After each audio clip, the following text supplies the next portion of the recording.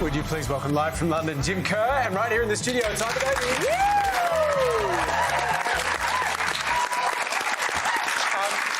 Huge welcome to both of you. Jim, I want to start with you. You guys have been mates forever. How did this begin?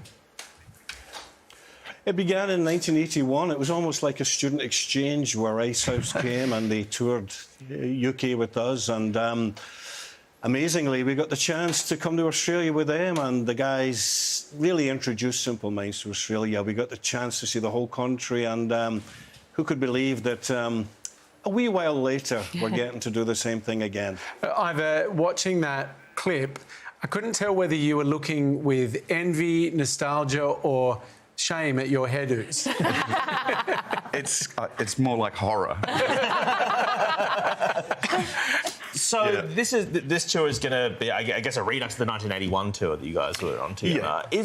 What do you remember from those days? I think a lot of people would think of that as like the heyday of rock and roll in many ways. What's like the wildest, craziest story from that 1981 tour? It's a long time ago. But look, we were really kind of both at the beginning of our careers, and I'd heard of Simple Minds, which was a bit unusual because a friend of our managers was sending me vinyl from London. So I actually already had the record, and we came up with this idea of having a reciprocation. So we got to go and support Simple Minds, the young Simple Minds in Europe, in the UK, and they got to go around Australia with us. We'd had success by then, so gave them some profile, and it was really that first big hit for Simple Minds was as a result of that tour. So I kind of feel I helped in that. Yeah. Royalties, that sounds like. Yeah, that's it. Jim, do you think that this tour is going to be as wild as the 1981 one? Wilder. we were just learning the game then. We've got it down now. So one of my abiding memories, Jim, was we were staying in the Kangaroo Point, I think it was, in Brisbane, and we were in one of these sort of single-storey hotel motel things, and these Scotsmen by the swimming pools because it was such a novelty. Yeah, and they were just white as lilies. Well, you each have huge tracks that have transcended any normal level of success. Great Southern Land has become a bit of an Australian anthem. How do you feel about that song and the way that Australians in particular feel so attached to it? The absolute perfect word for it is it's a complete mystery to me. I've never understood it. I didn't understand the way the managers even reacted to it when I first brought it into the record company and so on. Still don't get it. What do you mean you don't get it? You're just like, this is a B-side. Well, it was just the first song of 10 that I was had to write for the next album because I was under contract, and I was terrified because I had nothing, and that was the first song I wrote.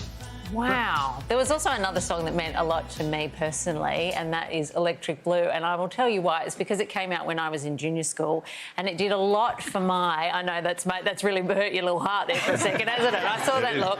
It really helped my comedy stylings because I would walk around and sing, "It's all over you, electric poo." So I really appreciate. I got a lot of mileage out of that when I was really tiny. It worked real well in the playground. It's got class written all over it. I haven't changed. and also, Jim, we want to talk about Don't You Forget About Me. I heard that... Is it true that other bands passed up the opportunity to record that before it landed with you guys? I don't think so. I love that, but I don't think so. No, is that not true? Who knows? I mean, I do know that Keith Forsey, who wrote the song, travelled all the way. I mean, at the time, the demo of the song, we kind of liked it, but we had this song called Alive and Kicking up our sleeve, and, you know, we wanted to do our own thing, but you know what happens when you go to the pub with someone and you like them, and you become pals, and why not? We're very, very grateful that we did agree to do it. I always wonder, when you've had so many classics, like both of you do you get sick of playing them? Is there a thrill playing the older songs, or are you like, I just get this over and done with? Actually, we did a show last night, big one, 13,000 people in Adelaide, and last night I was kind of inventing new ways to sing it. So I think I wish I had $1 for every time I've sung some of those songs. It's thousands of times, but I'm still kind of trying to do things. Oh, I'm going to do it this way tonight. So that's the way I kind of keep it interesting for me. I would have assumed you got more than $1. Yeah, I certainly hope so. Tickets it seems. That's it. Well, the new single, Get It On, is out now, and don't miss your chance to see the guys live as part of the Red Hot Summer Tour. All the info is on our website. Please thank Iva Davies and Jim Kerr.